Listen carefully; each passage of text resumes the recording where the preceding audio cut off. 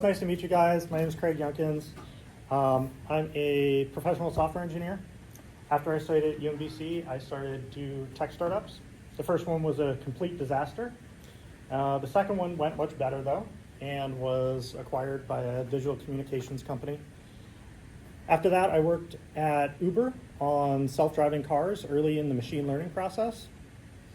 Now I'm at a small media company created by an alumni at UMBC. We make websites for Magic the Gathering, the card game. So very varied. Thank you, Professor Mironov, for having me today. I appreciate it. I'm happy to stick around and answer questions about work experience, anything like that. Feel free to stick around and talk with me. I'm friendly. Friend me on, or add me on LinkedIn. Check out my blog. I got some nerdy stuff about DNS there. But today, we're going to be going over networking, the ins and outs of IP addresses, NATing, how things are routed on the internet. But we're also going to talk about some bigger topics like how we layer technologies together, how change can happen in the world or lack thereof. There's one really key fact that underpins all of distributed systems that we will talk about. And if we get to it, we'll talk about the OG distributed system, DNS. We have a lot to go through. I'm going to try to go through fairly quickly, but please interrupt me with any questions. If I lose you, even if it's just like, hey, I have no idea what you're talking about at this point, please interrupt and let me know. The slides and my speaking notes will be provided to you after, so just focus on listening and understanding. Provided to some of you, we ran out, is a physical copy of a tiny magazine from Julia Evans. She's got a great technical blog and provides some great resources. The magazine is really cute and describes how the ins and outs of DNS, in case I don't get to it. I know that these networking concepts pretty fairly well, but I'm a human and I still make mistakes. If you find any, please let me know.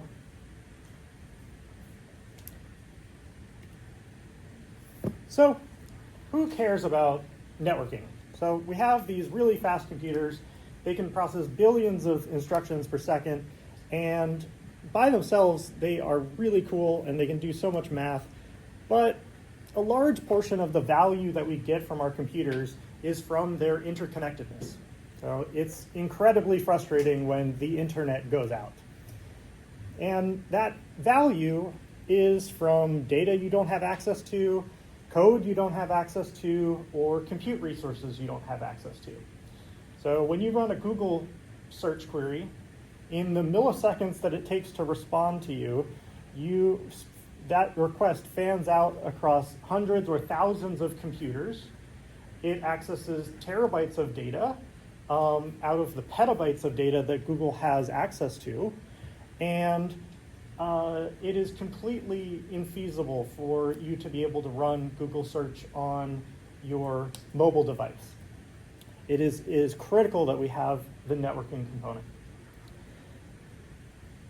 Also, when you do a technical interview, a really common one is to just ask, like, what happens when you go to google.com. There's so much depth that you can go into. You can talk for hours about the answer to that question, and you can really get a feel for how deep does a candidate's knowledge go. And so being able to answer that question in some degree of depth is really displays your technical knowledge.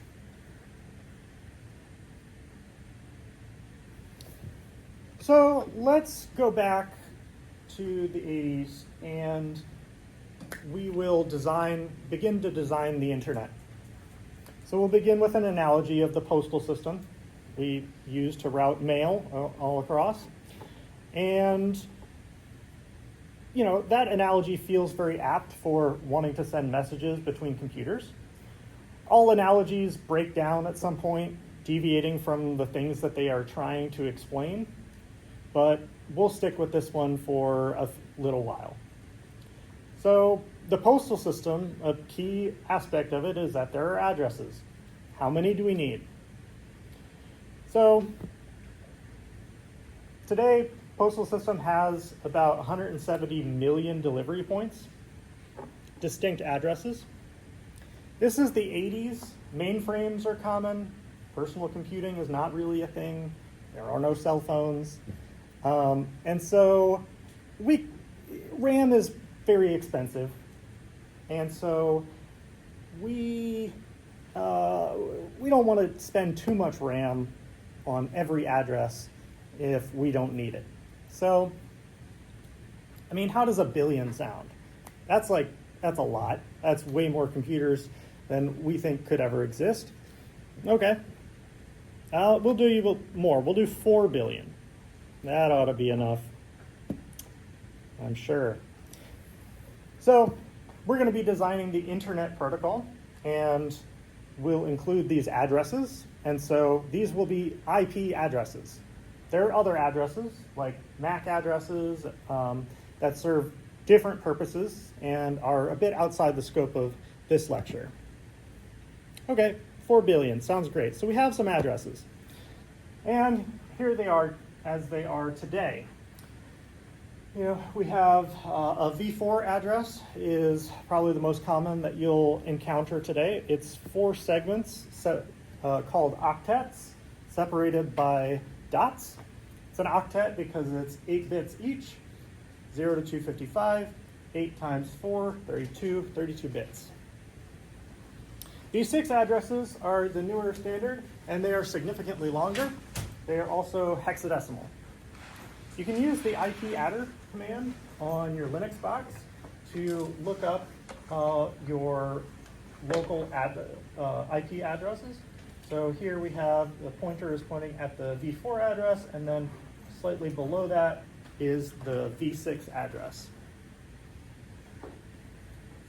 Okay, so we have some addresses to communicate with other computers. What if we want to run multiple services on one machine? That seems very logical. We don't want to run just one server per machine. That seems very wasteful. So we're going to have a system for allowing us to run multiple services.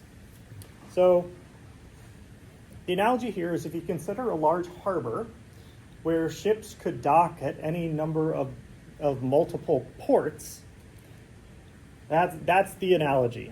And so these logical endpoints we are going to call that are attached to programs, we're going to call them ports. And so these are designated with a 16-bit int, 0 to 65,000. And there are some common port numbers and their associated services listed over here. Ports can be allocated in a governing body to say, like, this is what normally runs on this port. And so what normally runs on 80 is HTTP, 22 SSH. Now, when you run your service, you can choose. You can run whatever, you can run your service on whatever port you would like to. And you can run your web server on port 22. Nothing preventing you from doing that, but for everyone's sanity, you should stick to the well-known and assigned port numbers. So when a connection is created, there are IP addresses on both sides, and there are ports on both sides. When you open the connection as a client, you'll probably use one of the well-known port numbers, like one of these, as the destination address, or the destination port, rather. You are creating a connection to port 80. But as I said, there's a port on your side as well, and that's what's called an ephemeral port. And so that source port will be assigned to you by the kernel, and it's important for the 4 tuple that makes up that connection, IPs on both sides and ports on both sides, 4 tuple. But that source port is assigned to you. You don't usually choose it. It won't be one of the common named port numbers.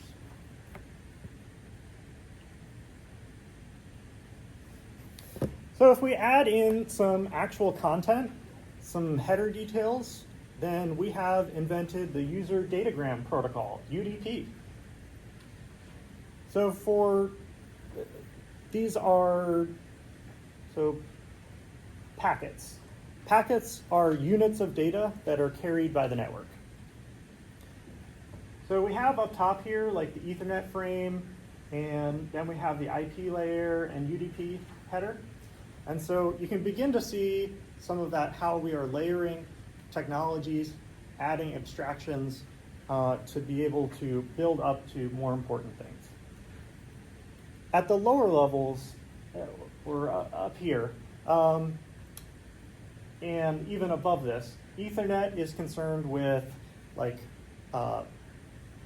the hop-to-hop communication, so this laptop to that access point, something like that, or the router that's close by. It's not dealing with communication like between my laptop and google.com or something like that. It's concerned with the hop-to-hop transfer of data. And above that, we have other things like concern over what, when we're going over air, like if we're doing wireless, what frequencies are we using? What modulation are we using? If we're doing over copper, what's the signaling rate? Is it 100 meg, 1 gig, 10 gig? Is it over fiber? What laser frequencies are we using? Stuff like that. So all those things are options for the lower levels of the stack, and we build on top of that, and we build a common protocol on top. So for this class, we're not going to be talking about anything at the Ethernet level or below, but know that those are all mostly interchangeable. Like we can build on top of, we can build IP on top of copper, fiber, air, cellular, whatever. So in here, there are two layers that I want to focus on, the IP layer and then the UDP layer. And as part of the IP layer, you have these source and destination addresses. And then the other part that is important are these port numbers. And so these port numbers are actually part of the UDP layer. And so we'll get to the distinction, but it's important that the source ports, the ports, are part of the UDP layer, and we'll see that UDP layer change in just a moment. But there's a kind of a clear separation of concerns. This is, the IP layer is routing to the box. What computer are you routing to? And then the source and destination ports, we said those are for applications. So the routing for what service on the box is handled by this layer. So we have that kind of clear separation of concerns. And the last thing is we have a little bit of data. Mango T is being sent as the data in this block.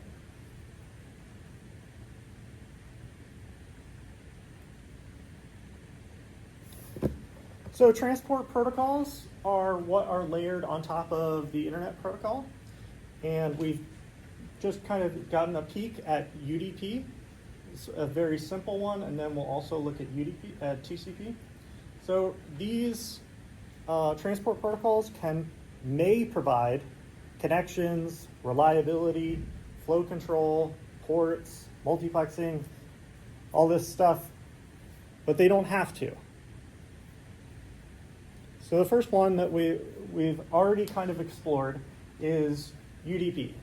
So this is kind of a bare bones layer on top of the internet protocol where you add ports and data, and that's just about it. There's very little logic that goes on with this protocol. So the protocol is not just what goes over the wire, which is this image over here. This is what goes over the wire. It is also what algorithm is run to manage that data. And in the case of UDP, there's very little algorithm. It just sends the data, it's fire and forget, sends the data, and there's no guarantee of delivery at the lower levels of protocol, at Ethernet and physical layers. They say, nope, we can't guarantee that things will be delivered. That might be responsibility of higher layers. And in the case of UDP, they don't do anything with it either.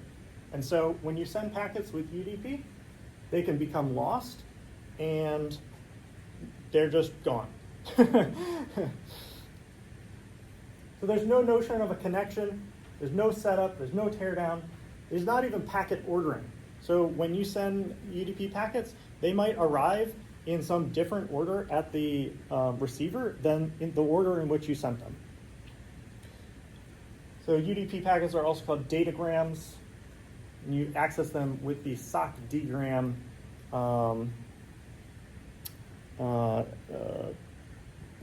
enum in the socket interface. So what does that look like? Yeah, you get a request, you send a request for data, client server, send a request for data, server sends some data, some of the data gets dropped, nothing happens. Okay? I mean, this might seem a little bit silly, but it's a really good building block for higher level protocols. And there are some applications that can tolerate this kind of data loss. If you're on the phone and you lose 10 milliseconds of voice, you won't be able to notice. And so it's, and adding reliability, adding things on top of it, comes with trade-offs. And in some applications, like latency sensitive applications, you don't want to make those trade-offs. You want to make sure that the latency is the lowest that it can be, and you'll deal with the potential data loss at a higher level.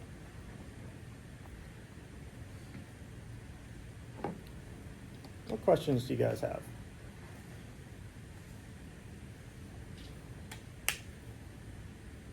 All right. You guys still awake? So we may not want to make that trade-off for having no reliability in our transmission protocol. And so for that, the go-to option is TCP. So it's an alternative transport protocol to UDP, and it has a lot more features. Like UDP, it has data and port numbers, but it also adds connections. They're initiated with like a three-way handshake, and it provides an in-order, uninterrupted byte stream across an unreliable network. So this is where we bring that bit of reliability into it.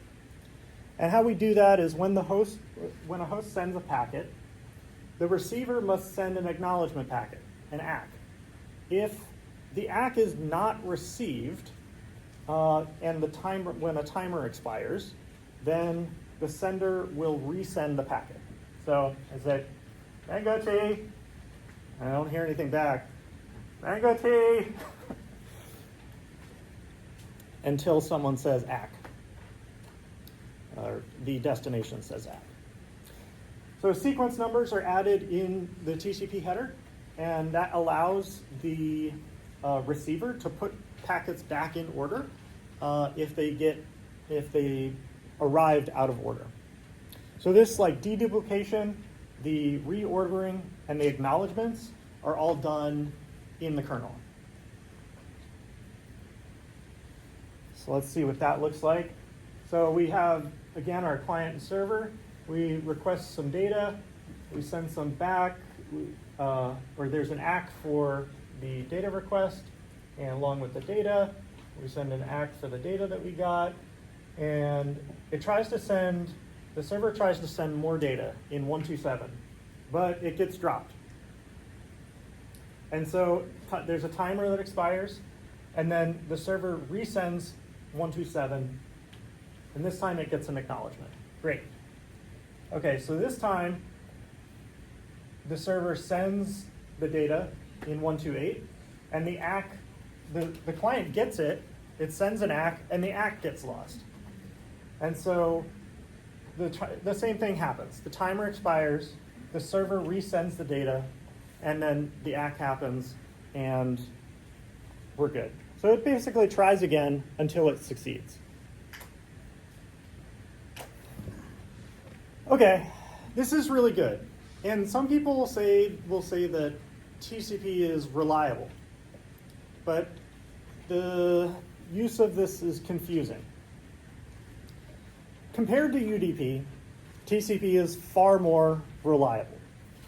You don't have to worry about duplicated, miss, or out-of-order packets. But if I unplug the network cable and it doesn't have wireless, is TCP going to be reliable? No. No amount of algorithm is going to fix when I unplug the network cable. And there are so many other issues that can appear as networking issues.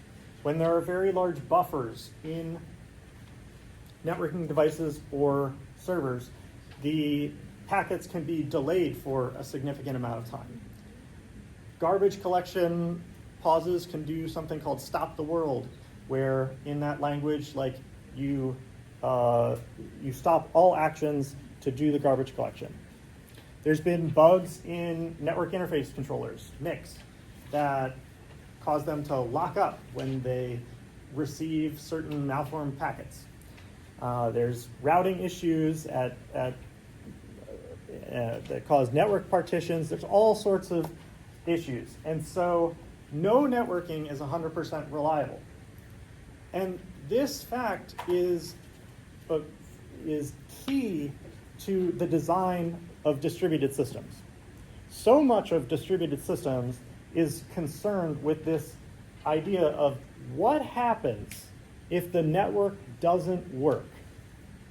What do we do in this situation that we hope never happens, but realistically, it will at some point. And even if it's just for a short amount of time, it's like you have to be concerned in the design of your system. What happens if we have a network partition for 100 milliseconds? Are we going to lose data? Are we going to overwrite something? Are we going to give the client bad data? What guarantees are we giving? It's unfortunate that the network is not reliable, and when you design distributed systems that are real production grade distributed systems, you have to be concerned with what happens when the network doesn't work.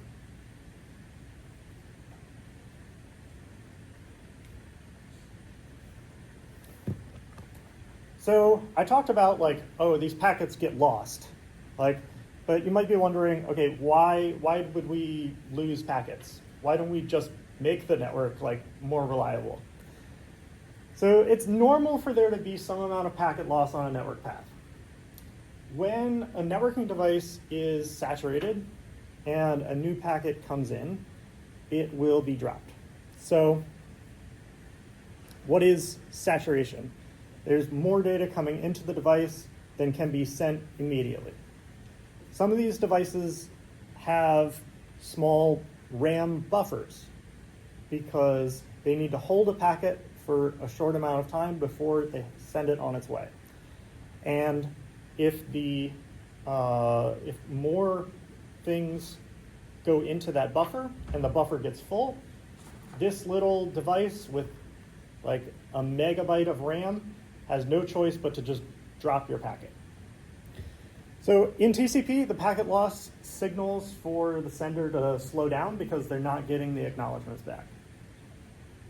So if I describe this and I'm like, okay, sometimes the buffer gets full and we drop packets. You might think, well, okay, why don't we just make the buffer bigger? We have so much RAM in our phones and stuff. Surely we can just add more RAM to these devices, these switches, these access points, whatever. And you can do that, and it will reduce the packet loss, but it comes with an unintended side effect. So the reason that that buffer is full is because the device can't send the packets on their way quite yet. It's got too much. And so if you add more of a queue, you just increase the time that it takes for packets to get through the device. You won't drop as many packets, but it will take a long time for the individual packets to make their way through the queue. And this leads to higher latency. And it's called buffer bloat. So this is an online test that you can do for buffer bloat.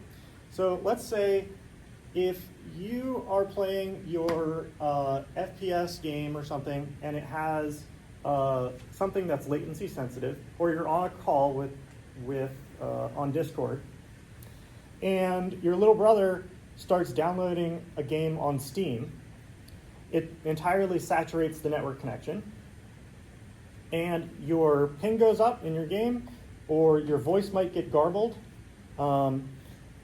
This doesn't happen on every network, but it does happen on some. So what is happening in that situation is that the buffers are getting full, and there's your packets for your latency sensitive thing are getting held up in a long queue to be sent. So what this tool does is that it checks your ping to a server when there's no download going, and then it initiates a download, and while the download is happening, it is also pinging the server. And you can see here, it's like, okay, when we're downloading, the ping skyrockets 162 milliseconds. You can blame this for why you lost your last Valorant game. On some connections, it's a lot worse on upload, especially like cable. Trying to do an upload to Google Drive or YouTube or something like that might severely impact your connection in other ways.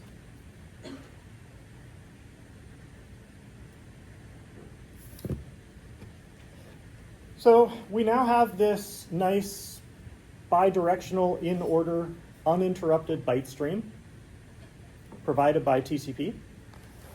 And on top of that, we're going to build a little text protocol called HTTP, Hypertext Transport Protocol, or Transfer Protocol. And that's what's used to transfer HTML and images and video. And it's really pretty simple. So over here on the right, we have NC is what's called Netcat. It's the Swiss Army knife of networking utilities. And it's opening a TCP connection to example.com on port 80. This bit over here, just a TCP connection. And we'll see in a slide about some C code that's very similar. This just opens the TCP connection, and then we build a string using printf, and we pipe it into the TCP connection. So we say get / that's our request. We have what version of HTTP we're running and the host. We got to identify which host on the box that we are connecting to. And that's the entire request. That's a real valid HTTP request. And then we start getting back a 200 OK. That means that the request was processed successfully. Here's the response. And we get some headers, and then we get some HTML. That's all there is. HTTP gets way more complicated. There's tons of different headers. They have very complex interactions. There's now HTTP 2 and 3. But these are the basics.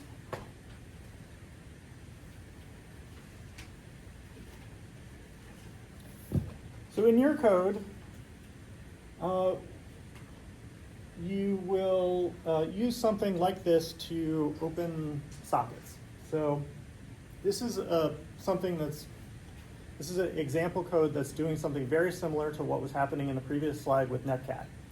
All it does is it opens a connection to localhost 5566, and then it sends a message and reads the message and prints it. So let's see, we say sock stream means that it's a TCP connection. We're using the internet. We set the address. We set the port number. We call connect. We allocate a buffer to send the message. We allocate a buffer to read the message, and then we print it.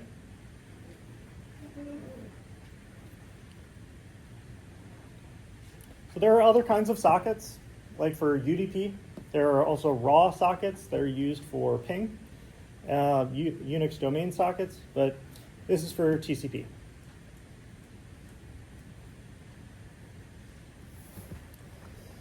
Really like this quote from Dijkstra. Computing scientists' main challenge is not to get confused by the complexities of his own making. I often feel like I'm like drowning in so much complexity that we made for these little photons that come off of this screen, you know? But abstractions are one of the biggest ways that we deal with that. So this is the process of hiding the complexity of a system by providing an interface that eases its manipulation. And this is just like how we build bigger and better things. Like we talk about the IP layer here, and we trust that the lower levels, the levels concerned with signaling of copper, of the frequencies, we have that figured out, and we provide a guarantee to the upper layer, and we say, like, yeah, it doesn't really matter whether you're on copper or fiber or air. You know, IP is IP, and you can send your messages like this.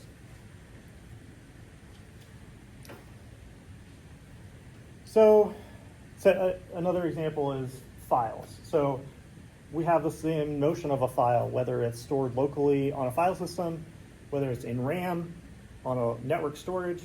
In all these cases, you just have the same file API, and you interact with it the same way.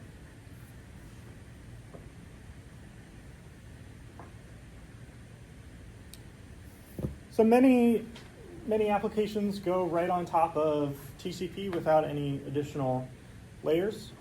You can see the layering beginning to happen here. So we talked about the higher layers with Ethernet, Wi-Fi, wires, whatever, IP layer, and then we stick the transport protocol on top.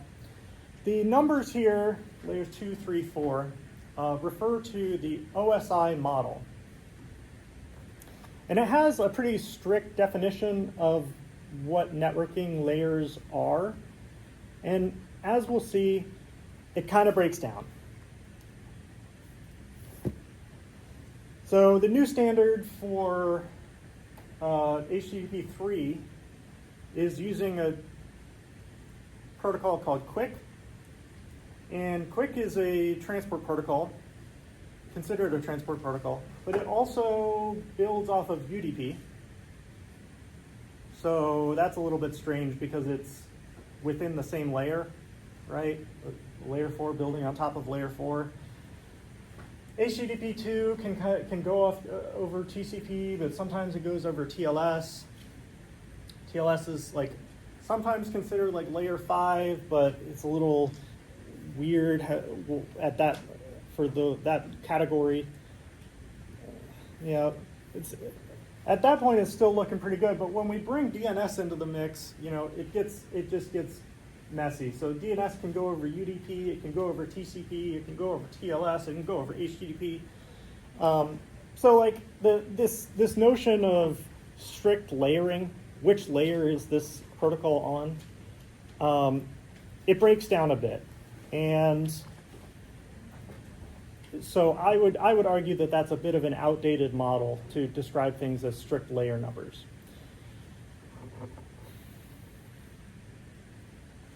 So I've described how important abstractions are.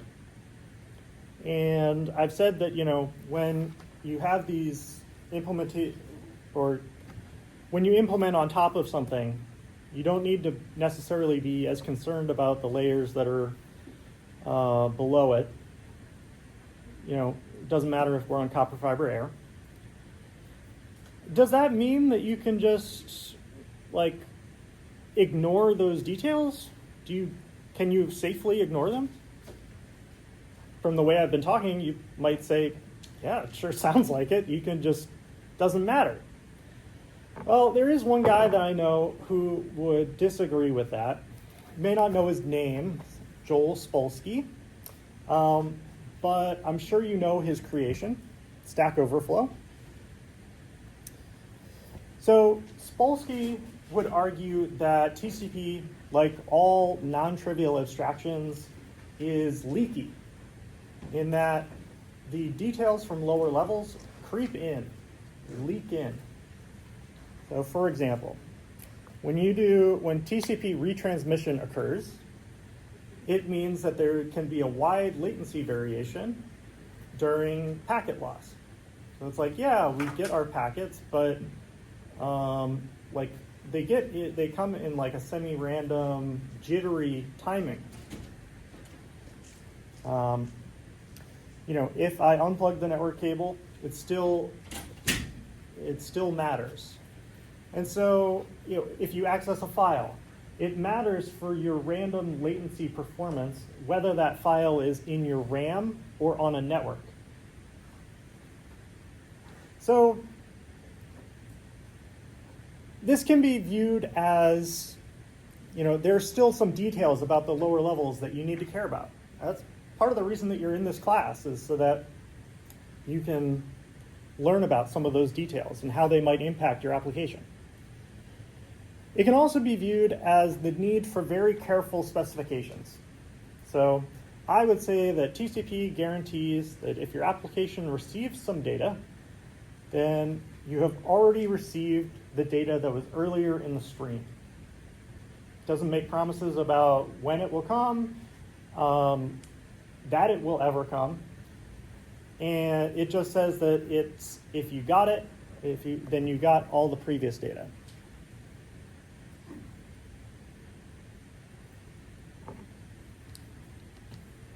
Questions?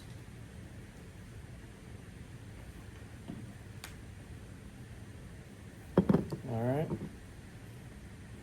We'll proceed to the elephant in the room. So, at the very beginning we said, all right, 4 billion addresses, that ought to be enough. Yeah, it wasn't. So, today there's over 8 billion people, many of whom have many devices. And there's 20 plus billion devices that are connected to the internet. But most of the internet still operates on 32-bit addresses. So how on earth does that work? So in the 90s, we saw that this problem was happening. The explosion of the internet, we could see it, and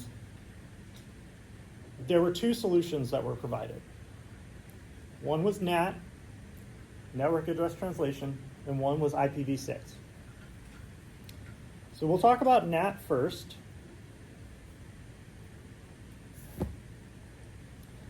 But first, we're going to designate some special sections on our v4 address space. So we're going to create these private ranges. And the private ranges are not routable on the public internet. They're only routable within smaller networks. So most addresses are publicly routable, that you can send your packet on the internet and it will find its way to whatever location the device that it is bound for. But for these addresses, we say, no, if you get a packet on the public internet for one of these addresses, just drop it. There's nothing we can do. We're not going to route it. And what that allows us to do is have many sub-networks in my home, in your home, here at campus, that use these private IP address spaces to do local communication and then we'll see how we use a different address to communicate with the broader public internet. But basically, we designate these private IP ranges, and we have many devices that are using the same private IP address space. So, for example, if at your home, you're probably on this 192.168.0.0 range, or 0 or 10. And so that's the same for my house and your house and their house. In the design of the internet, the idea was globally routable end-to-end connectivity. Each device gets an IP address, and you can communicate with whatever other device using that IP address. But now, with NAT, we bring in, with these private IP addresses, we break that. And so we'll get to how we manage this feat in just a moment. But first, how do we get an address? I've kind of been assuming, that we just have these addresses, we have it assigned. But there's a process for getting the addresses. It's usually done with Dynamic Host Configuration Protocol, DHCP. Some servers are configured with like a static IP address, but for the most part, people use DHCP. When I come here, when I go home, my laptop connects to the network, and it sends out a discovery request, and then a DHCP offer comes back from the router, and it says, here is the IP that I'm assigning to you. And that IP is a private IP. It's in one of the ranges that we just described. So your router decides, it's kind of, the router's domain is like these private IP addresses, and it hands them out, and it handles everything inside the network. And then outside the network, well, it also needs a real public IP address. And so it does the same process, DHCP, it does the same process with the ISP. So your router will go and say, hey, what IP address should I have? And it will get assigned a public IP address from your ISP. And so your home routers have two IP addresses, a private one for the LAN, the local area network, and a public one for the WAN, the wide area network, the interface that goes out to the internet. And here's a picture of that. So we have 3 devices here on 3 different networks, and they all have the same IP address. The router all has the same internal IP address, 1.1, but they all have different public IP addresses on the WAN interface. So this is all extra complexity to deal with running out of v4 addresses. All right, so we've said that we have multiple devices that will have the same private IP address. How does this work? How do we even send packets then?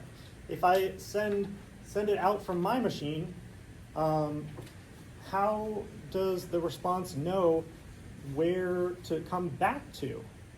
So the answer to how this happens is network address translation, or NAT. This is the job of the router, and it takes the private IP and the source IP, and it maps it onto the router's public IP and a newly chosen router port. So keep in mind, these are all separate port spaces as well. So this has 0 to 65,000, this has 0 to 65,000. So these all have random source ports.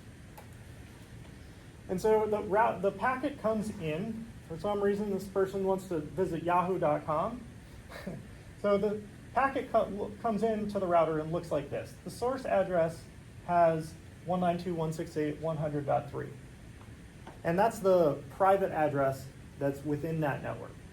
And the source port is 3855. Destination is this public IP address of yahoo.com and port 80. So the router comes in and it looks at its NAT table. This is just a mapping table. And so if it doesn't have this in it already, it will insert a new entry. So it takes the source IP and port, puts it in there, and then it puts its public IP address, the address that it has already from the ISP.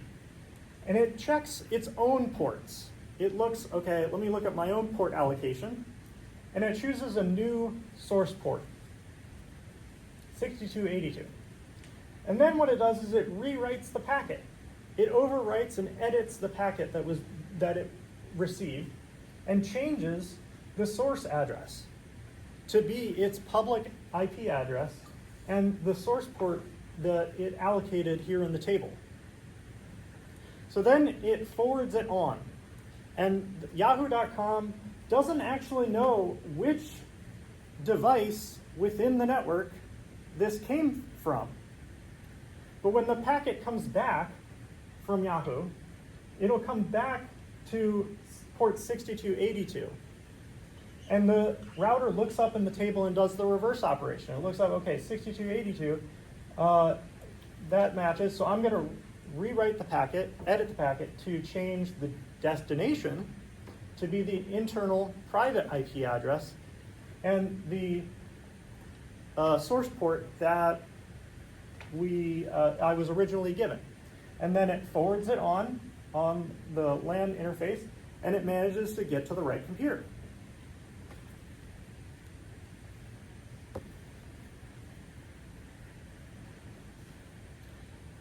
So oftentimes it's not the private IP address that we care about.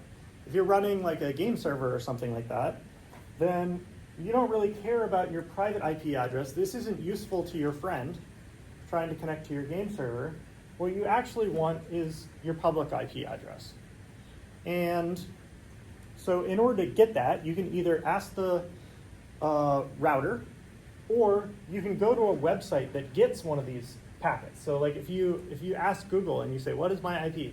It's going to look at the packet that it received. It can't tell you what your private IP address is, but it can tell you what your public one is. Yes? So does the router only know which device to send it back to after the fetch based on the port it gets back from the server? Yes. So there's, I'll talk about port forwarding in just a moment. That might help you. So I said, like, if you go to an external source, you can get your public IP address. Similarly, if you do like IP adder, like I showed before, that will only give you your private IP address, because it doesn't know what happens at the router path. It only knows about its local interface. So you can only get private from something like asking your local machine, and you can only get public by either talking to the router or going outside. So on average today, each v4 address is shared between 7 devices on average. So there's a lot of NATing going on. And there's a decent amount of overhead to do this operation. You have to rewrite all the packets. And so this is a limiting factor for like the speed of your internet frequently, is how fast of and they put actually pretty beefy CPUs in some of these routers because they have to do this. So again, NAT was created out of a necessity of the IPv4 address shortage and the explosion of the internet. It's kind of a hack, kind of like a kludge. It was quickly adopted out of necessity. It solved problems, and it continues to be widespread, but it was intended as a stopgap measure. So usually, or frequently, this is dynamically created. This NAT translation table is created when packets go out of the network, then they're allowed to come back in. But if you wanted to, say, host a game server or something like that, you might need to do what's called port forwarding. And what that is when you run your service, you run it on whatever port you want to run it on, And then you add a constant entry into the NAT table. And you say, for my workstation IP, you can run your web server on 8080 and then bind it on this side as the public IP port 80. And so when you can then run a server so that when packets come into the router for 80, they'll get routed, look in the table, rerouted to the local machine, your workstation on port 8080, whatever, to host your game server or web server or anything. Yes? How do you get your NAT type from all this? What do you mean by NAT type? Like strict, moderate, open? I think that is talking about how well you can hole punch through the NAT. So NAT creates a bunch of problems for when we want to have devices connect directly to each other and not to a central server. So if I want to do peer-to-peer voice, like on Discord or something like that, I want to be able to like just send my data to your machine and not bounce it off of a server. That would add latency. So the NAT type in that context, I believe, is referring to how hard it is to establish a connection between the two devices. In some cases, there's like tricks where it's like, okay, you like allocate a port in the table, and you communicate with like a third party, like some central server, and then if both people do that, and then they share the information for what the ports that were allocated, external ports were, with each other, then they can actually communicate with each other directly. I think that's hole punching. But yeah, I believe that refers to like how difficult it is to work around the NAT.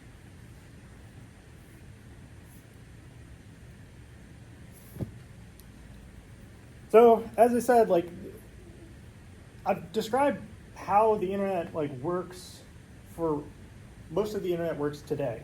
But like this mess with NAT and private addresses, like it wasn't part of the plan. The plan was everyone got a uniquely routable public IP address and there would be end-to-end connectivity. So NAT was one solution. The other solution was IPv6. It's published in '98, like 5 years ago. So v4 has 32 bits, v6 has 128 bits, more than the number of atoms in the universe. Way more addresses than we could possibly need. And a primary goal of this was to prevent the address exhaustion.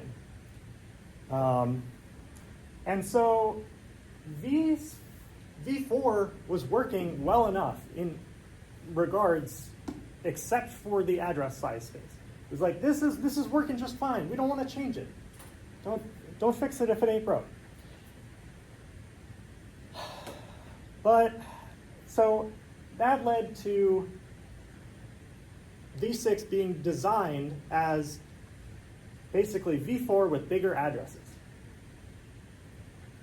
And this created this situation in which there was very little motivation to adopt v6.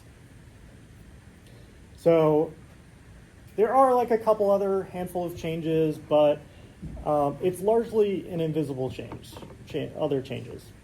So it's not really faster, it's not lower cost, it doesn't generate revenue, and so adoption of v6 is really, really slow. So we've had this ongoing pain that we're experiencing with NAT. How hard it is to punch through the NAT to do peer-to-peer file transfers, to connect to people hosting games. But we don't have end-to-end connectivity right now. So is NAT good enough? It's a valid question. Right now we have we are trying to adopt v6, and so we have to run v4 as well. So we have what's called a dual stack environment, and we pay the penalty of having both environments running at the same time. But with many things with v6 are a bit easier. Like peer-to-peer traffic is easier. We don't have to do something like bounce it off of a fixed point. And it's something that I've experienced at work is bridging networks with v4 is really painful. For example, if I have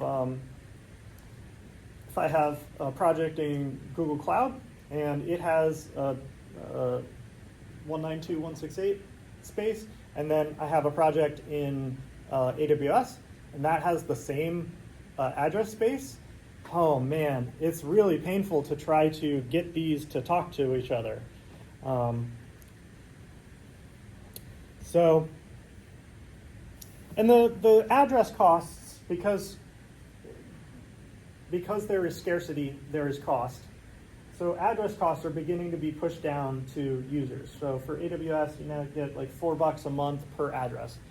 That doesn't sound like a lot, but when you have to have multiple IPs per load balancer, you have multiple load balancer, multiple environments, it adds up pretty quickly.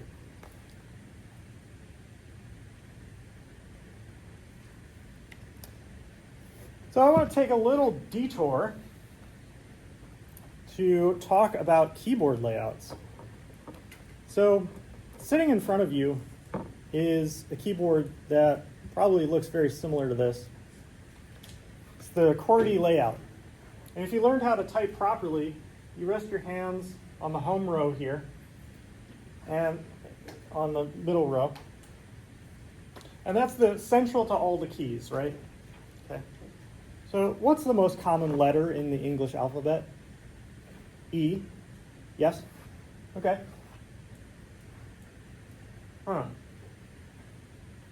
Not on the home row where you rest your fingers. Okay. What's next? T. Okay. Also on the left hand. Next up are the vowels. So this keyboard layout is far from optimal. And there are better options. There are other layouts out there. They have the potential for faster typing speed, reduced repetitive strain injury, and yet almost no one uses them. Why? When you learned to type, you probably just got this keyboard. It's just what everyone types on. It's got the letters printed on it, of course. It's just what everyone types on. So I tell you this now, and you learn, oh, there are better keyboard layouts out there. So you have a decision. You've typed on QWERTY for many years. It would take you months, as it did me, to learn a new keyboard layout. You will have to deal with the keys being printed wrong on your keyboard. And it's just a really high barrier to switching to a new layout. And I think for most people, the benefits of an alternative keyboard layout don't outweigh the deep entrenchment or inertia that QWERTY has. So we've settled into this suboptimal solution. There is deep wisdom here about how change happens in the world. If you do a startup and your product is 20% better than the current best, but your competitor is deeply entrenched, it's in the common lexicon like Uber or Google, if they have a large user base already, you're unlikely to succeed with your better product. We've seen this many times with social networks. So Google Plus was a phenomenal failure. Huge challenge to Facebook. And didn't succeed.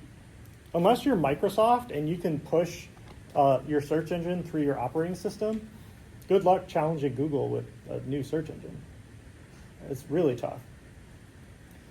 So understanding the motivations and the behaviors of individuals is key to understanding the adoption of standards and systems. IPv6 is mostly just v4 with bigger addresses. It's better, and it avoids this distributed pain, but it might not be better enough.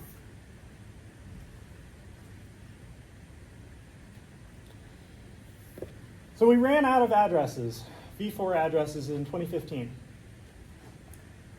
The governing body did.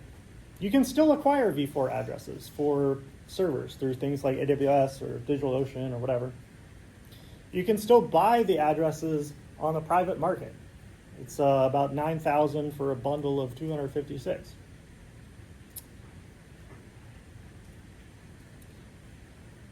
The fact that v6 is mostly just v4 with bigger addresses, and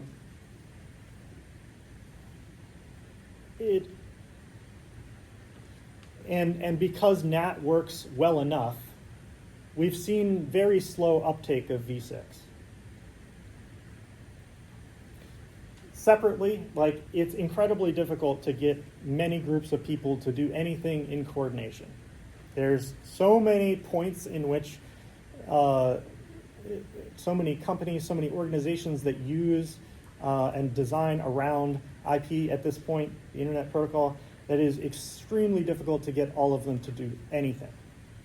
So, it's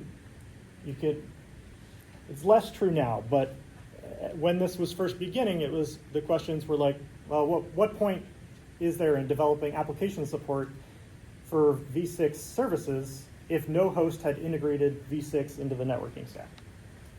What was the point in adding v6 to the networking stack if no ISP supported v6? What was the point in v6, ISPs deploying v6 if no applications and no networking or no stacks supported it? So for a long time, very little happened. This is where we're at right now. We're at about 40% of samples of internet traffic is going over v6. So we don't really know what the rest of this graph will look like. Will it be exponential due to momentum? Will it be asymptotic due to like lagging organizations, or maybe somewhere in the middle?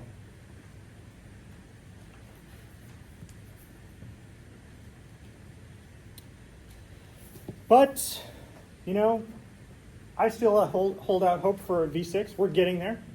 I think it would be great to get it over the line.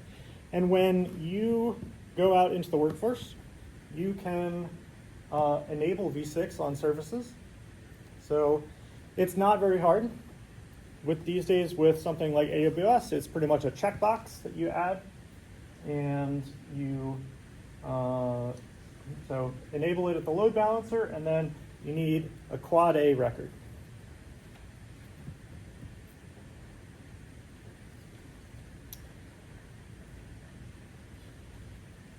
I have another comic by Julia Evans. Isn't it so cute? And that is all about networking. It is included in the presentation that will be sent to you afterwards. Yeah, so you can take a look at that at your leisure. What questions do you guys have about networking? I'm not quite done, but what questions do you have about networking? Yeah. So what would you think would be like a necessary, like big enough push for v6 to be more mainstream than before? So, I mean, we can't change the protocol at this point. We can't add a carrot.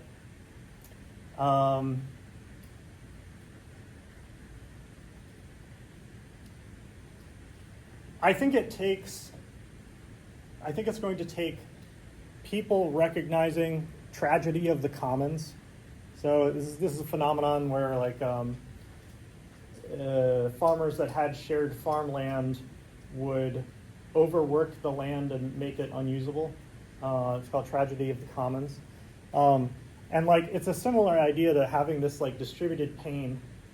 And I think it'll take people like you and me just recognizing that we should do this to get it done, and it's better if life will be better when things are a little simpler, when we only have one stack and just getting it done.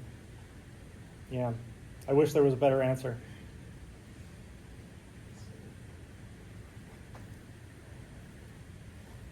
So I have some slides in here about DNS, but unfortunately I don't think I have time to go through them. So I'm going to jump to my parting thoughts, but I hope you take a look at the slides about DNS. I think DNS is really interesting. And it's very interesting that like for most of our usage of DNS, it's completely unencrypted and not validated. So if you're curious about how that could be, take a look at this.